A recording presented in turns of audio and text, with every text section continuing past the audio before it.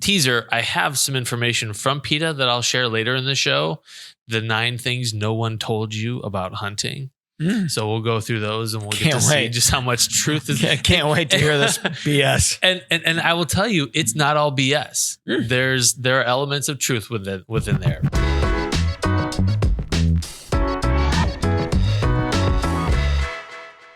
What's up, everyone? Welcome back to another episode of the Drury Outdoors 100% Wild podcast, episode number 159, titled When Antis Attack. Yeah, so you're Tim Chelsvik. I'm Matt Drury. Let's get that out of the way. Let's get right into it. I hate having these kind of conversations because I feel that oftentimes the hunting community, it's always like, man, when you guys talk crap about each other, the anti-hunters get that fuel. And I feel like it's kind of like big government, like it's not always the case. Everybody always thinks there's a big conspiracy or there's something. Yeah.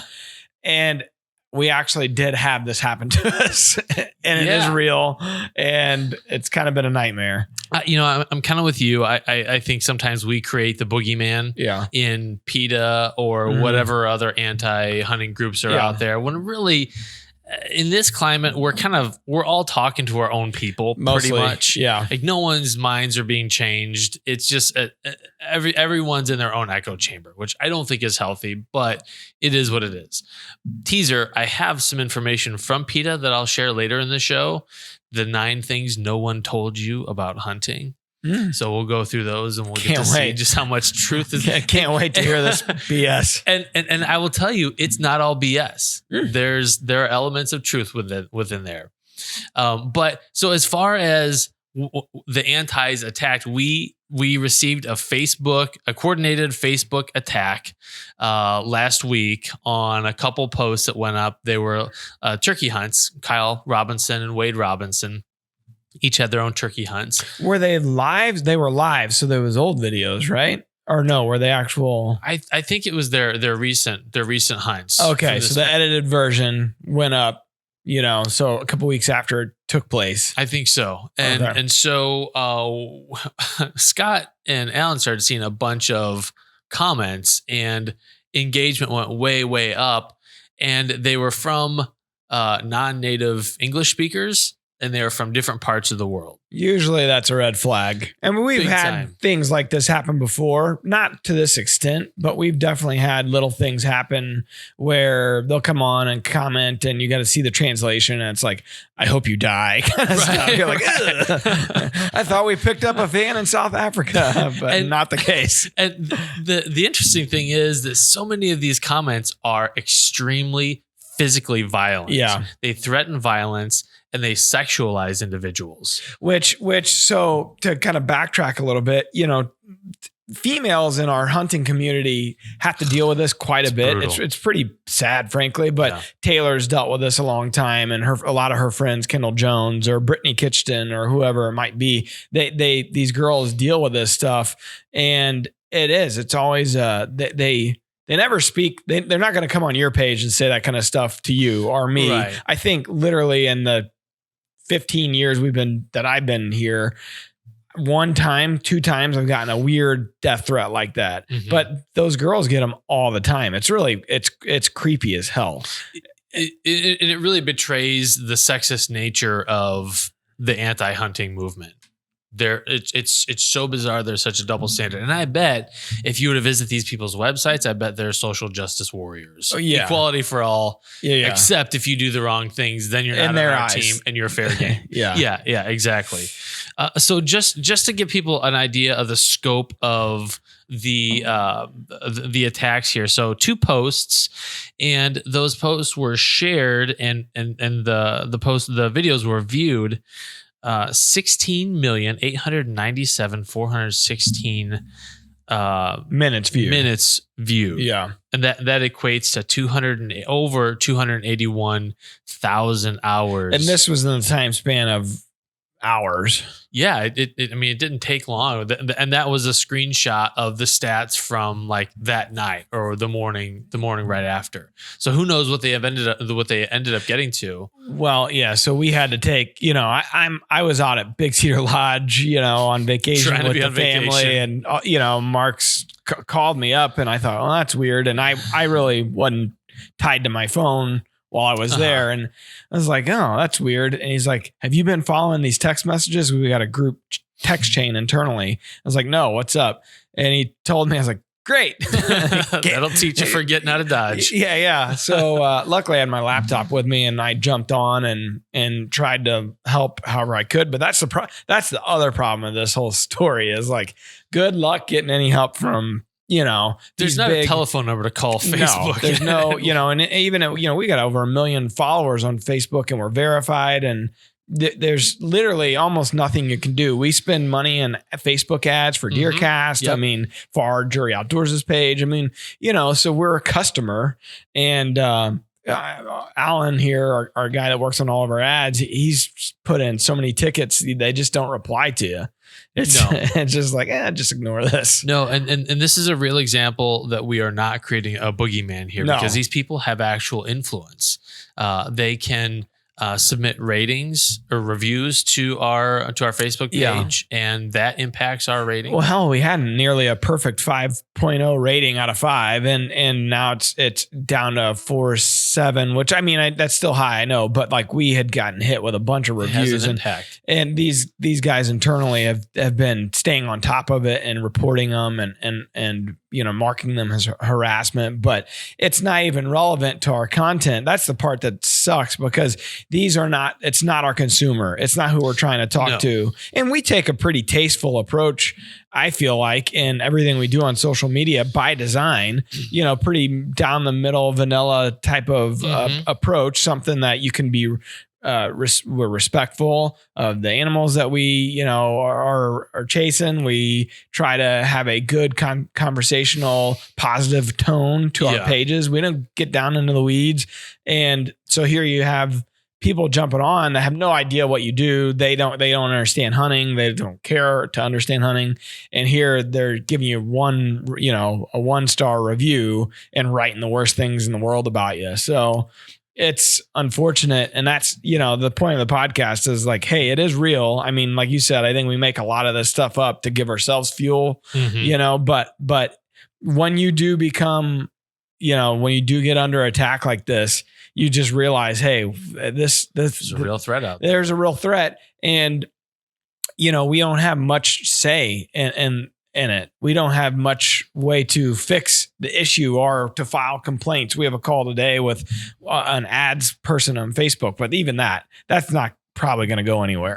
It's like, all right, we'll try our best, but what if doomsday scenario? What if they just shut you down because of so many complaints? And they could. It's their rules. And Taylor's got a friend of hers that had like 60,000 followers, and they shut her down because an anti-hunting group got a hold of her, complained so much, filed so many complaints that the page just got totally shut down.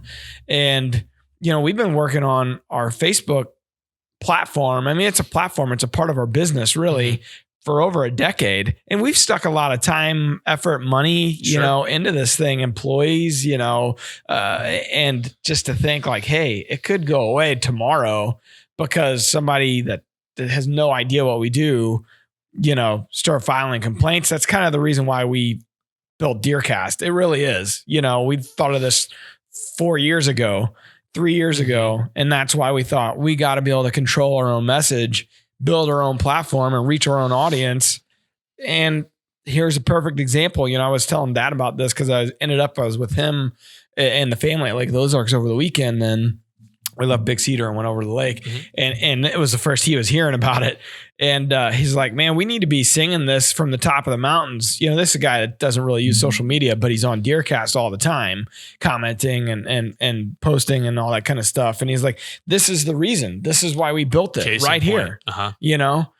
You and I were in my office here this morning, and I was showing you how I couldn't go view a YouTube video we put up of Joe Eichster's giant deer in Wisconsin, awesome piece. And he shared it to his Facebook page. So I went to click on it the other day, and it took me to a thing that says all my settings. I couldn't view it because it was sensitive, deemed as content that's not meant for every eye. Well, you saw me. I went and tried to fix every setting to fix that issue and still couldn't see it. And so these are real threats. It's not the boogeyman. This is real stuff. And these are real ways that showcase how our message, our way of life is kind of being stomped on. And, DeerCast is an answer for it. Not to be pushy and salesy, but that's the case in point there. Yeah. And thanks for making that caveat. Cause I was like, oh man, it kind of sounds like we're starting to get salesy about, well, DeerCast. It's just reality. It is. And we were going back and forth via text last week. Like, let's just cool off on posting across all channels for the Memorial Day weekend.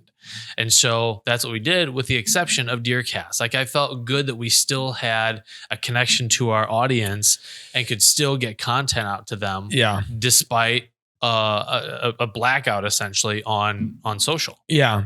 And that's a big deal for us. I mean, we post 3 to 4 times a day. We have a kind of a posting schedule. We have a team. I mean, this is a business for us in a lot of ways. And it's business. Yeah, business. And we shut her down for the whole weekend, which is probably timing wise for the social team was probably nice, because they actually maybe enjoyed their holiday weekend for one time in a decade. But the reality of it was, minus you, because you still had to post in DeerCast. Tim's still slaving away in the salt mines of DeerCast. But you're right. We still could get our message out. And that's the whole point. We were monitoring all of our other channels, and even DeerCast we were monitoring just in case they went to the next level. Knock on wood, it didn't happen, but it could have. Yeah. Yeah. And we have had people create accounts in DeerCast and post some things that they shouldn't, but because those are directly our people, I get messages from folks that say, hey, you might want to look at this post because someone posted something that was weird, just not appropriate for our community. And so like, we're policing ourselves, which is a nice thing. Yeah. But this whole saga to me illustrates the changing face of the anti-hunting movement. It's no longer people standing outside of your business with picket signs, shouting people down. Yeah. They've taken this message digitally, and they have ways of influencing sponsors. They have ways of shutting your voice. For as much as these people talk about freedom of speech and being able to do whatever you want to do, they sure have a problem with things that they disagree with. Well, it's interesting because I'm working on a contract right now with a potential new partner, and it'll be a fairly big news when it happens. And is it Land O'Lakes butter? Yes, I love butter, and I just slap it on everything. I sunbathed with it the other day. No, that's why you smelled so good. Yeah, like Kramer, like Kramer on Seinfeld. Yeah, he's like making stew in his jacuzzi or something with himself in there. Anyhow, there was a clause in there that it was pretty standard for them. It was and we see this all the time. It was kind of the if you do something stupid clause with the right to just cancel the contract, like a moral turpitude. It is. Yeah. And I said, look, guys, I don't have a problem. First of all, it was about our whole team. I said, I'm not, this happens every time, every contract. I'm like, all right, we're not doing that. I can only speak for Mark, Terry, Taylor, and myself. And we know we're not doing something, and the team, we have a 0 tolerance policy. They shouldn't be doing anything, but I'm not going to put that in there.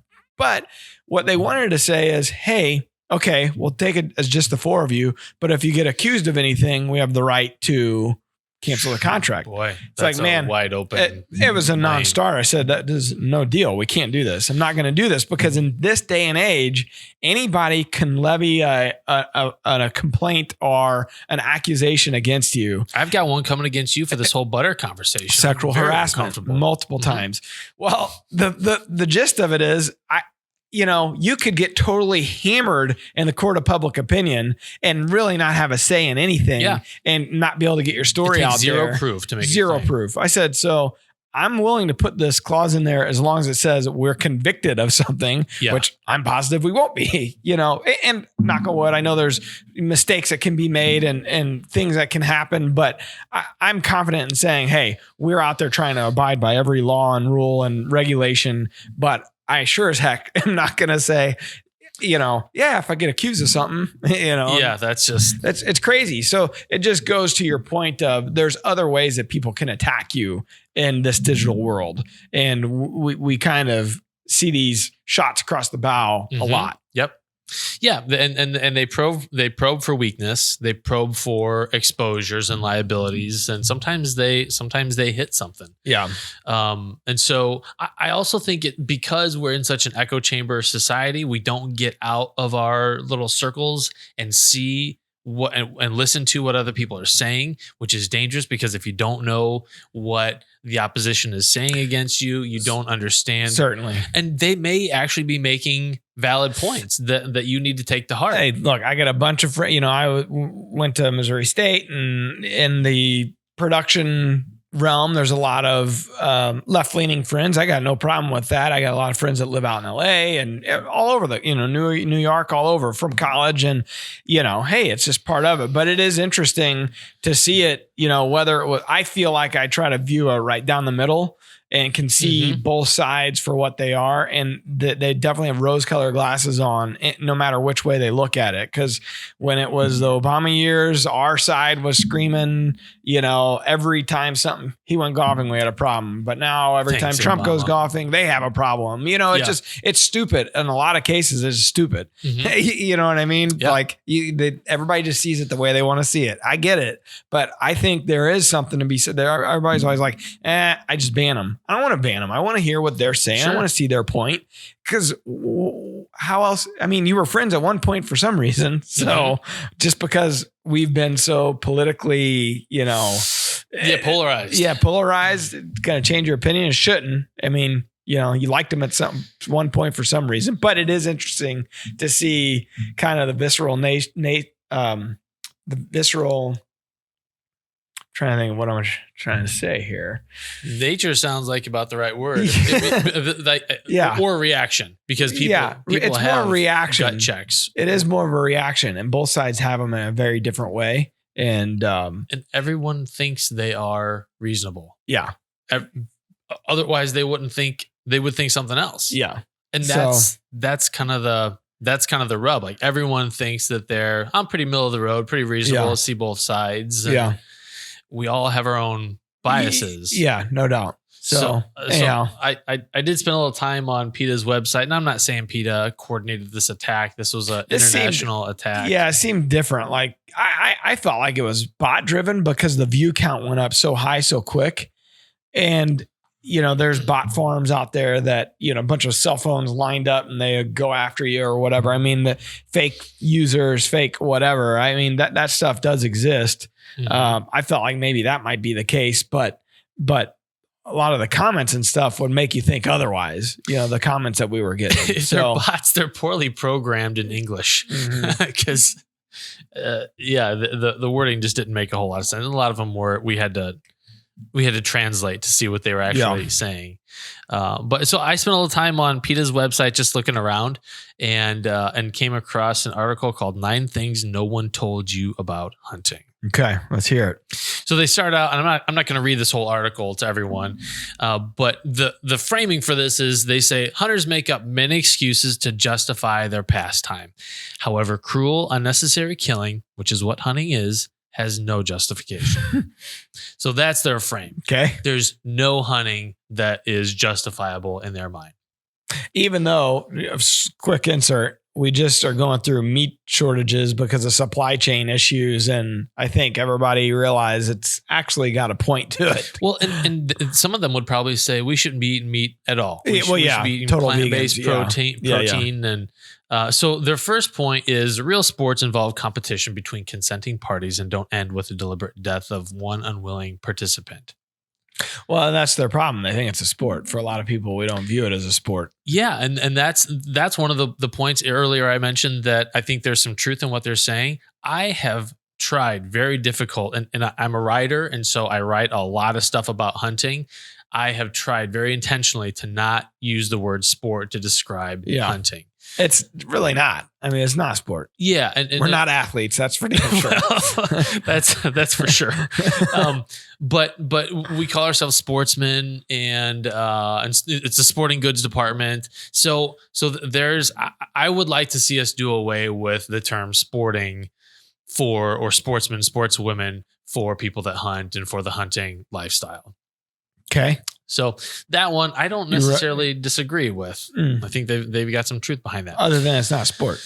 Yeah. It's not. Wildlife departments often cull majestic predators such as wolves, bears, and coyotes to prevent predation on elk, caribou, and deer so that hunters will have more animals to gun down. Well, part of that's kind of right. Again, a little bit of truth there. The wildlife management does exist. Yeah. And some of it has to do with providing enough game for people to hunt. But in turn, there's a lot of economic impact that comes from those hunting activities. Yeah. But there are a lot of hunters, myself included, that kill does. I'm not putting a doe head on the wall for a trophy. You don't? Well, I thought I saw one on a skull hooker in here. What is that, Tim?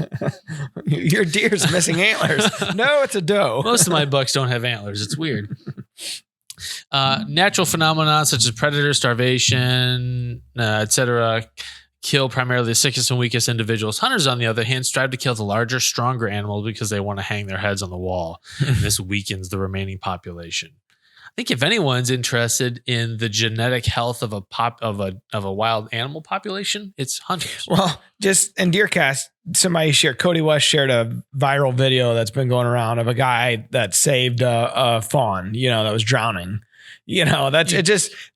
We prove it time and time again. If anybody actually wants to listen, that the hunter is the best conservationist, more so than a bird watcher, more so than anybody, because we put our money where our mouth is. Yeah. If that Taylor was that guy's name, if Taylor was a bloodthirsty, he just held it down, or he would go get a gun and shoot the thing while it's trying to swim in the water. And you see countless videos of guys untangling deer from fences, or untangling locked bucks in the fall.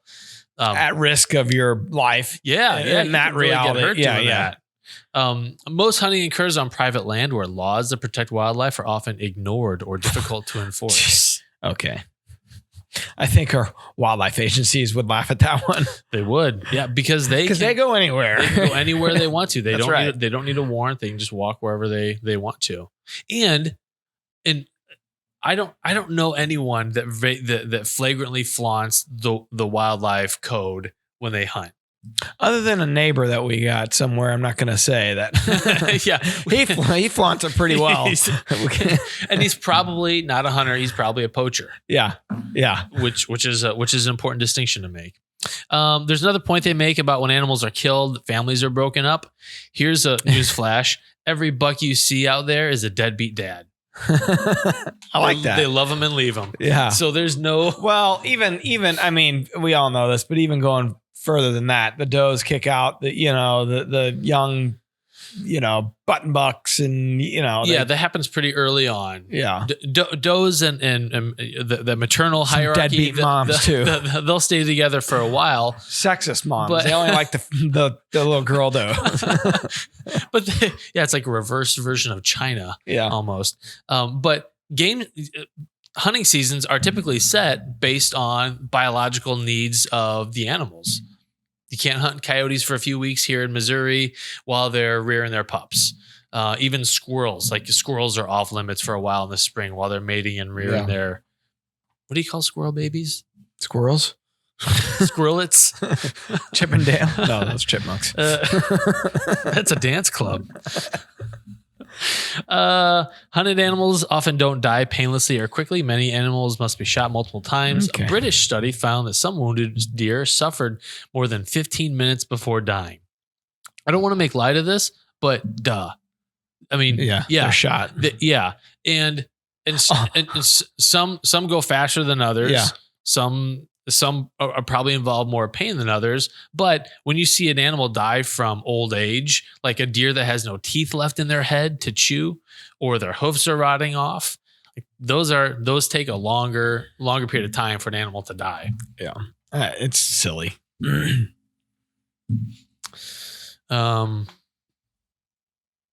Actually, they say that Matt Drury is the only PETA endorsed hunter on their roster of because I'm hunters. Such a crappy hunter. I wasn't going to say that, but I would beg to differ. I think you got to be like their biggest ambassador.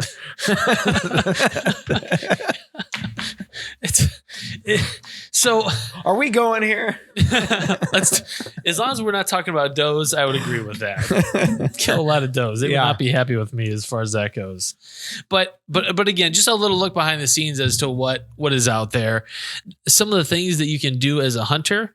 Friggin' be nice to other hunters. I think that's one of my mantras for my life as an apologist for the hunting experience. I think it goes beyond that even. I mean, to a non-hunter, you got to be, we say this all the time. And I start by saying this, try to represent not only you, but our sport. And a lot of people, I mean, I see questionable things out there. Sport. You know, you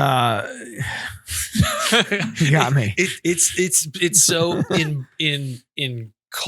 inculcated into. You're gonna have to explain that word. It's like taking an element and putting it into the culture of something. Yeah, inculcated. Well, it's so ingrained into. It's a better word. What we do that it's hard to, it's hard to kind of get out of those ruts. I think. Yeah. Yeah, but probably a good push for us to challenge ourselves and our language to be relevant. Yeah, that's the point I was trying to get to. It's like, you might think you're only speaking to your group of friends and they all think like you, but that's not always the case. Somebody that's a friend of yours that might have friends that aren't hunters that likes your comment or your post that shows up in their feed. There's all kinds of ways that can happen. So the point is try to represent not only you, but all of us in a light that is positive. Yeah. Because ultimately I think every time you see any depiction of hunting in mainstream Hollywood media, it's poorly represented. Flannel, beer, guts, indiscriminate shooting, white trash. Yes. Hoosiers, mouth breather. Yeah. Which I happen to be. I was just flipping through channels, maybe Monday, and the movie Daddy's Home 2 with Will Ferrell. And they made a sequel? Yeah. It's pretty funny. I mean, Mel Gibson's in it, John Lithgow. It's pretty funny. Okay. But their little girl, the Mel Gibson's character, he's like a veteran or something. Okay. He's a male chauvinistic, pig basically. Okay. And he's hunting and guns. And so he convinces the little boy that he wants a gun for Christmas, a 20 gauge shotgun. He rattles something off when he's sitting on Santa's lap. And then he's like, I don't want, all the parents are like, it's a shocking thing. And this is not how we raised them. And so the boy's like, yeah, I don't want that. And then all of a sudden the little girl's like, I want that. And she's excited. She wants to go hunting. Mm-hmm. And she's a real pistol, this little character. So they take her turkey hunting. This is the absurdity of it. This is Christmas. They take her turkey hunting with a shotgun. The old winter turkey season. And they had decoys out. There's like 6 of them. People just walking towards the turkey. They see these turkeys over here. They're like stalking up on them. The little girl raises her gun and, Mark Wahlberg like takes a push button, button call. Mm-hmm. He just, and then the turkey starts running at these people. And so they're like, shoot it. It's coming, like it's an attack of this turkey coming after them. Pretty much like every hunting video game. Yeah, she gets excited. She ends up shooting Mel Gibson in the arm. And so they're all hilarious. Huddled around Mel Gibson. And then the little girl picks the gun back up. The turkey's running off. She's walking towards the turkey and she shoots 2 more times and kills the turkey. So then they go to the hospital and she's like, to the people at the front desk, she's like, I just shot a guy and a turkey. Guess which one died? And it was horrible. And I was like, man, this otherwise pretty funny movie. Like I love comedies. I'm like, man, this really kind of ruined it for me because it made us look like idiots, Big time. And it was very inaccurate. Just when they started walking towards the turkeys, this pile of turkeys going to get them in the winter, snow on the ground with the shotgun and 6 people. I was like, I thought you were going to say the line was, I just shot 2 turkeys. No, it was, I shot a man and a turkey. Guess which one died? my biggest pet peeve, and I try not to be the, well, actually guy when you're watching a movie or a TV show and they bring in hunting or fishing. When they're fishing and they've got a spinning reel, the reel is always upside down. That might be I could be that guy. Oh, don't do a lot of fishing. You're doing it wrong, man. You're doing it wrong. Yeah. So I'm kidding, obviously. No, I mean, you would obviously hold your spinning reel the right way. Yeah. Drives me nuts. But yeah, so I don't want to belabor the point. I think we've made the point that anti-hunters are real. They're out there. They've gone digital. We have to be cognizant of our messaging. We have to have ways around their blockades, and DeerCast is one of them. And for what it's worth, they really did not like our Facebook lives of all the turkeys we killed. No, they didn't. This year. The silver lining is we get to make a podcast episode out of this. Yeah. We got a few extra video views. I've got my anti-hunting video on my YouTube channel is probably going to hit 1 million views this coming. Yeah, because it just keeps getting picked up. It's stupid. These people are barking like dogs in the woods to try to scare deer away from my hunting location. It's incredible. You should have said, people, I don't need any help. Right. I'm not going to kill anything anyways. You may help me here. Yeah. You're like, you might push something my way. And before that happened to me, I always kind of felt like the anti-hunters were the boogeyman that we created. I mean, yeah, that's like St. Louis County, right? But they're right there. They must have called each other on the phone. Like, hey, it's just in a little like cul-de-sac. Let's all go out to the street and let's all start having a puppy party and barking like dogs and howling. That would be the jerks in my neighborhood. I just know, like, reading our Facebook neighborhood page, it's a joke. These, like, you just get an insight into people. And one lady said that she saw a wolf run through. Shoot. People put your dogs inside. I just saw a wolf. It was a coyote. Yeah. We have coyotes howling all the time out there. That's the same person. Every snake they see is a copperhead or rattlesnake. Yeah. And it's just, we have deer, and look, I love seeing the deer walking through the neighborhood and eating in the backyards and all that stuff. I mean,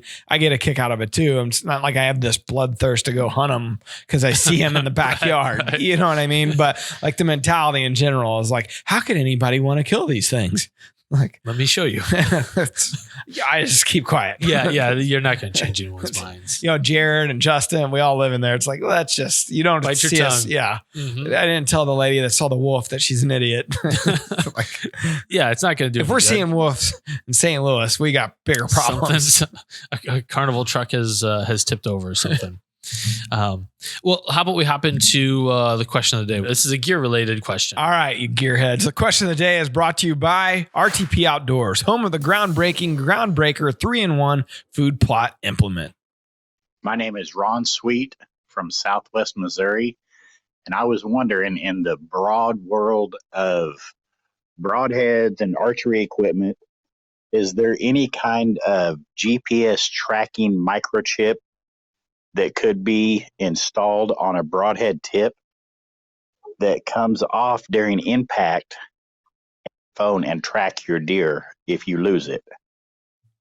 Thank you. It's an interesting question. And here in the last few years, you've seen a few little things pop up. You had mentioned something that you knew of in relation to the broadhead. I knew something in relation to the knock. Mm-hmm. Go ahead. What was yours? Yeah. And so to answer the question broadly, I didn't find anything that was GPS, that was based off GPS technology. Yeah. There's radio frequency. So the Pro Tracker, and I don't know where this thing was. It was on Wide Open Spaces, hosted the video, but it's essentially like a radio transmitting device that sits between your broadhead and the insert on your arrow. And it looks kind of bulky. It looks like it's maybe 3-4 inches long. Yeah. And it's not round. It's kind of rectangular-ish. But it's got a large fish hook facing forward. It's a barbed fish hook. So when it hits the deer, that thing is sticking in the deer's hide. And then you have a separate radio receiver device that kind of like when they radio collar animals and they just kind of ping them, they just get closer, like a metal detector kind of thing. Yeah. So it looks a little unwieldy. It looks like it's still kind of in the early phases of development. But that was called the Pro Tracker. Yeah. There's something that Ralph and Vicky Cianciarulo. Ralph and Vicky. There's something that Ralph and Vicky have that they promote called breadcrumb. Yeah.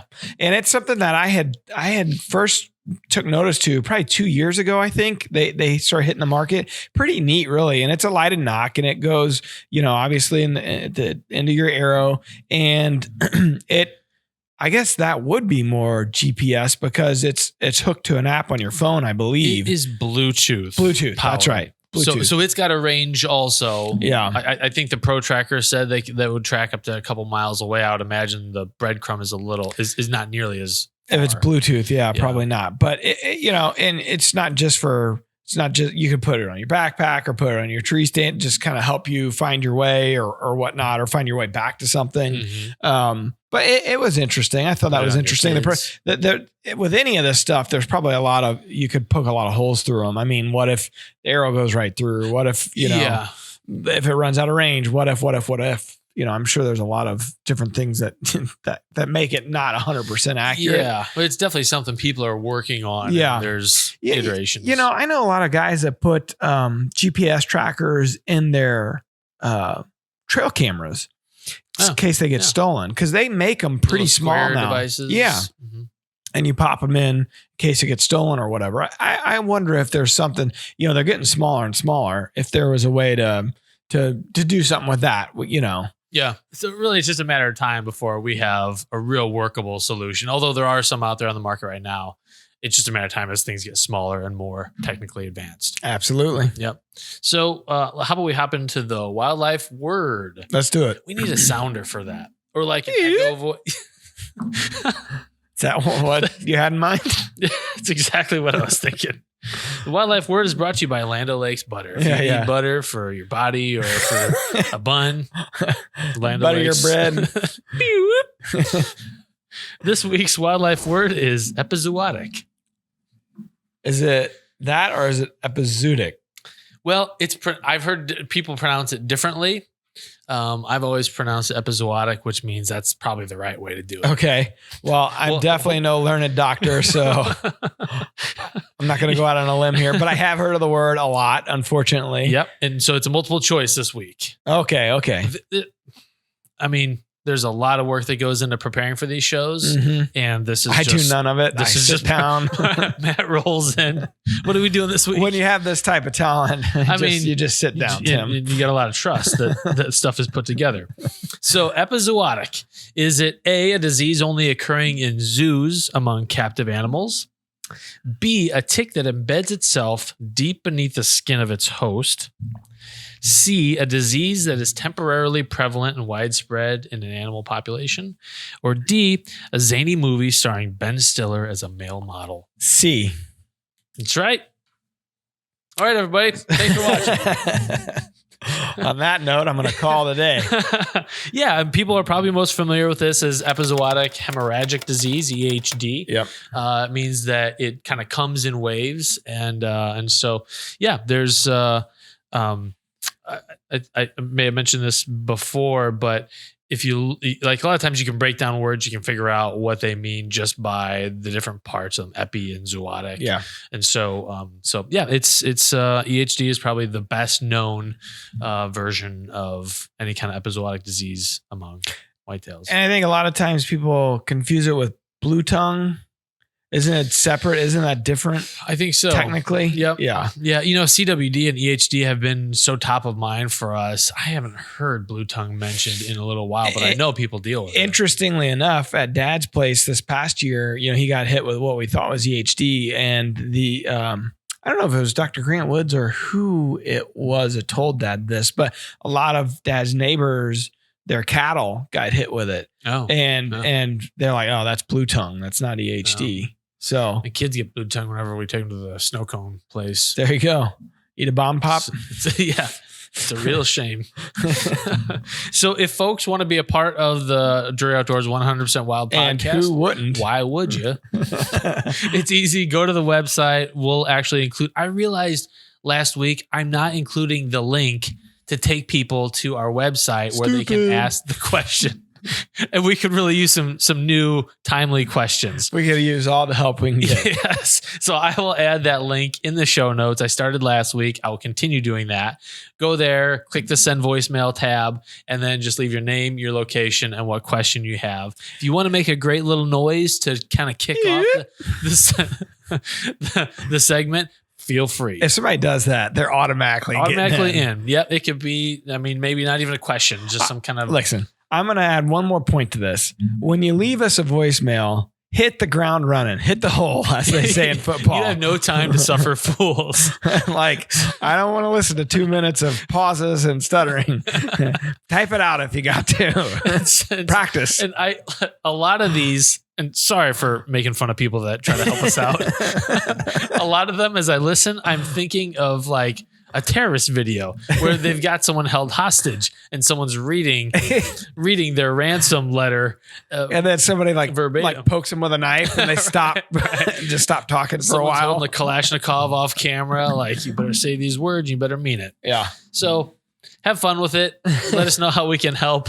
This is a natural. Fun podcast. Right. Not really from Tim, but for me, it's fun. Yeah. I mean, I have the truth and the veracity and I come with the non-facts. I'm very much fake news. I just sit down. Well, I heard on the Drury Outdoors 100% Wild podcast. Yeah, don't ever quote anything you've ever heard here. Unless it's a story about Mark and Terry trying to climb up a tree to, beat the crap out of each other. That happened. But other than that. That's kind of the fun of the show is you don't know what's true and what's just made up. Yeah, mostly made up. Well, thank you everyone for tuning in. Tell your friends about the show. You can find it on DeerCast, on YouTube, any place you can find podcasts, because it's a video and it's an audio show. Subscribe to it, please. Please. On the audio side, and tell multiple people. We would love that. Bring a friend. The water's just fine. Yeah. If you bring a friend, they get in free. There you go. All right, let's shut this thing down. All right. Thanks for watching, everyone. Until next time, stay off Facebook. We're adding new videos every week, so make sure to click that subscribe button and check out all of our amazing content. This episode of DOD TV was brought to you by Bass Pro Shops and Cabela's.